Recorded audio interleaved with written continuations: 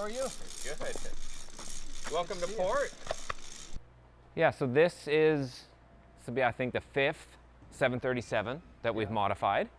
And like I was saying, 60 to 70,000 hours will go into it prior to having it complete later this year. So all the ribbons are inspection items that need something, need a snag, like it's all controlled in the computer. Cockpit is totally gutted, everything's removed. So the tank displays, the drop buttons, all that stuff gets all installed in behind the dash. Does this stay? These are all temporary floorboards. Okay. So when the airplane is done, it's got seats in the front of the tanks, seats between the tanks, and then seats after the tank. Right. But the floorboards are like a really thin Nomex honeycomb for weight. And so they just get super beat up when we're doing the mod. Okay. So we just put plywood floorboards in. Perfect. So then in the back, we had to redesign the entire air distribution system of the airplane and remake all of it from scratch in half the space that Boeing did. So is there more tank underneath this tank? Yeah, so these bulkheads continue straight down, and then we cut the belly and they go right through the belly. Nice. So we take up about half of the cargo pit in the front, and again about another half of the cargo pit in the back. And then, so 2 of them in each plane? There is. So the C-130, which we'll see in manufacturing, it only has one tank, so it's one single 4,000 gallon volume. This is 4,000 gallons split up between 2 tanks because we needed to maintain the C of G, so we had to have some on either side. But then with the center wing, so this, we'll see underneath, is landing gear and center fuel tank. Okay. So there was nothing you could do with it. Yep. And so when we designed this, we actually patented it. And so any airplane with a low wing that has to split their tanks is covered by our patent. Nice. Which is why no one's been able to ever redo it. So we're the only one with it. This one is laid out for the aft tank. And you see, so that new lateral beam, that doesn't normally exist there in a normal airplane. So we had to add it because this tank is slightly different length. And then the guys are building up now all of the box structure. Because again, that doesn't exist either in a normal airplane. At the back, we got the pressure bulkhead where the aft lavatory would be and aft galley. It's all out right now for carbon fiber refurbishment. So our fill system, so we fill from the back. They're 3.5-inch tubes that kind of run around, and then over the wing right now, because the distance between the top of that wheel well and the floor is so thin, we have to run them into a manifold and then run 3 small tubes over and then back down.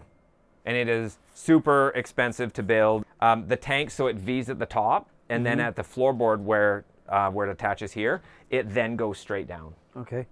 Because we want to try and keep the head height as high as possible. So we try to keep it as narrow as possible, as far as we can, because as the head pressure goes down, the flow rate goes down as well. Right. So a lot of engineering went into this, like I would say 10 man years probably of engineering went into this first one. And we look at the lessons learned. You know, the prototype worked. I mean, this is still essentially the same design.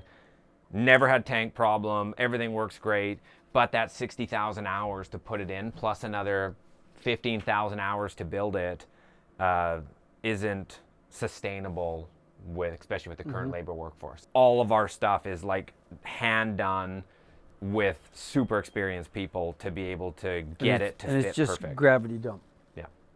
Yeah, it's got big hydraulic, we'll see the doors in manufacturing, big hydraulic actuators on each end that run the doors with like an over-center cantilever type idea with big hydraulic rotary actuators.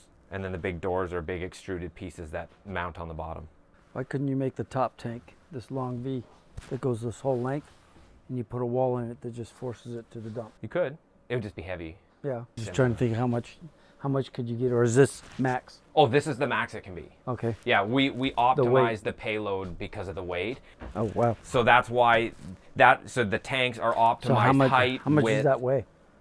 One full tank? The total payload weight is 36,000 pounds. Wow, that's a lot. How long does it take to fill the 2 tanks? They fill on the ground from like Forest Service or customer infrastructure, and the standard is 500 gallons per minute. Okay. Because when I walk in and I look at the 2 tanks, I thought there's so much more you could put in here. That's why I asked. Yeah. No, it's maxed out for weight. Even the C-130 probably only fills up a quarter of the airplane, but it's fluid, water weighs about 8.7 pounds a gallon, retardant weighs 9 pounds a gallon. So we size everything for the 9. Yeah. But yeah, I mean, it's just so much weight in such a small area. This airplane, the maximum takeoff weight is 146,000 pounds. And our average mission takeoff weight is about 140. And the rest of it's just fuel. So these are what we call the mid tanks. Yep. So these are what span Underneath it. underneath down to the doors. And so on this one, this would be the lower skin of the airplane right there. And you build all this here. All of it. Yeah, these big milled out plates. This is where the hydraulic actuators mount to. Each one is 60,000 inch-pounds. And this is where the cables are still running through? Yeah. How do you seal that, or you don't worry about it? We have, we call them binoculars. So they're milled out fittings that attach everywhere with double O-rings. And then we slide like a PTFE tube so you have a whole through it. tube there, and then so it's open for the cable. Yeah. Yeah, so it's protected with metal machinings, with aluminum machinings and tubes.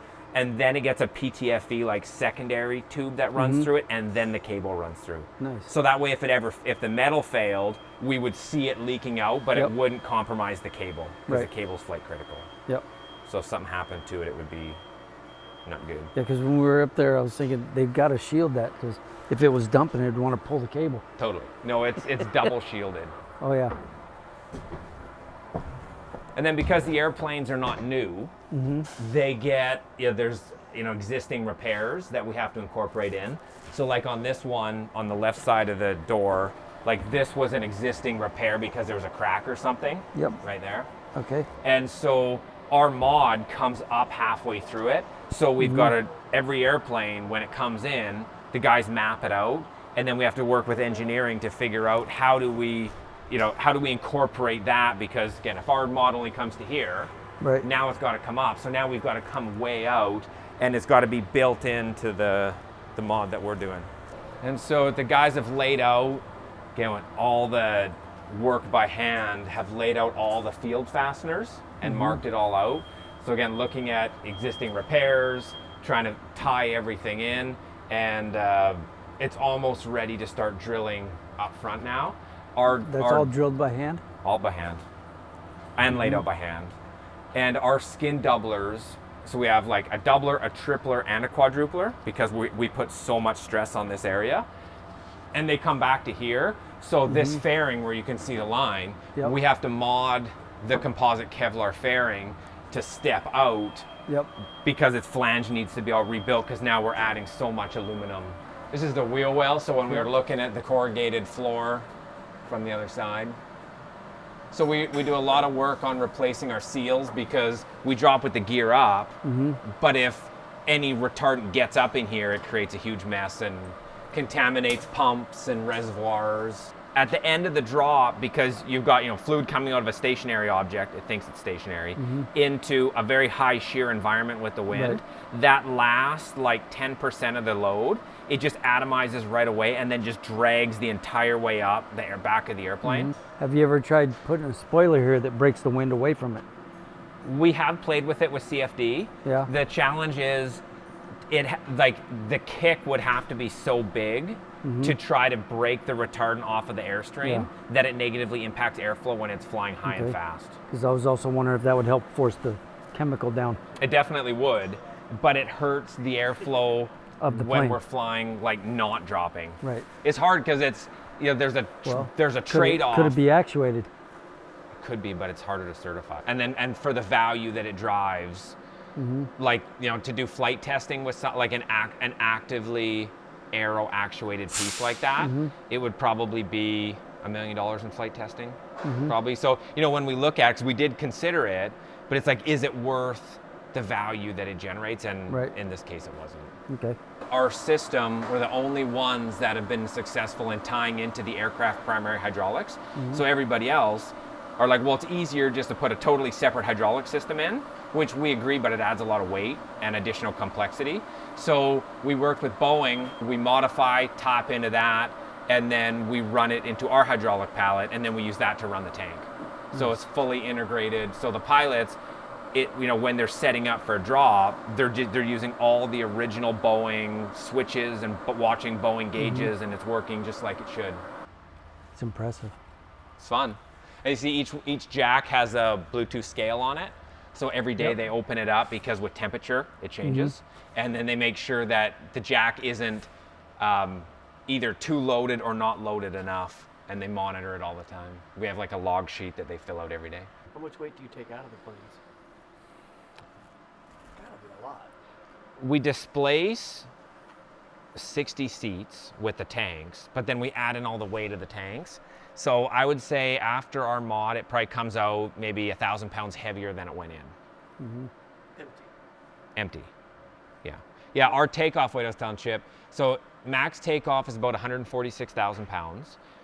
Our average takeoff load is about 138 to 140 because we go out with less fuel. So when we ferry with a full load of retardant, we're the only air tanker that is unrestricted on speed normally and unrestricted on altitude. So we'll take a full load of retardant up to 35,000 feet to be able to get at like 300 and maybe 80 knots. We're like right on the edge of every single piece of what the airplane can do. So it's like balancing it, right? What's the biggest thing you wish you could do that you can't?